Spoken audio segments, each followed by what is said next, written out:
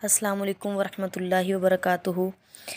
उम्मीद करती हूँ कि आप सब खैरियत से होंगे। आज का मेरा जो टॉपिक है, मैं ये डिस्कस करना चाह रही हूँ कि जान कुनी की हौलनाकी, यानी कि मुल्कुल मौत नेक लोगों की रूह कब्ज़ करने किस शक्ल में आते हैं और गुनहगारों की किस तरह से।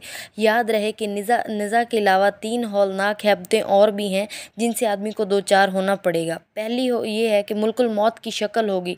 हदीस शरीफ में है कि हज़रत इब्राहीम अलैहिस्सलाम ने मुल्कुल मौत से तकाज़ा किया कि मुझे अपनी वही सूरत दिखा जिसमें तू गुनहगारों की रूह कब्ज़ किया करता है। मुल्कुल मौत ने अर्ज़ किया, आप उसकी ताब ना ला सकेंगे, लेकिन आपने कहा कि मैं ज़रूर देखूंगा।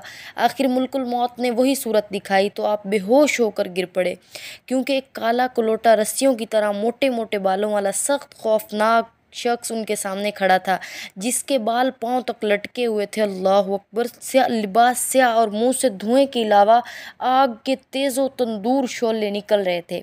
जब आप होश में आए तो मुल्कुल मौत से, जो अपनी असली हालत में आ चुका था, कहा कि ए मुल्कुल मौत, गुनाहगारों के लिए तेरी सूरत ही बस है, लेकिन खुदा के फर्माबरदारों को इसकी हैबत का सामना नहीं करना पड़ेगा, क्योंकि मुल्कुल मौत उन्हें बड़ी अच्छी सूरत में दिखाई देगा, बल्कि इतनी प्यारी और दिल फ़रेब शक्ल होगी कि उसका जमाल बाइसे सुकून और राहत होगा।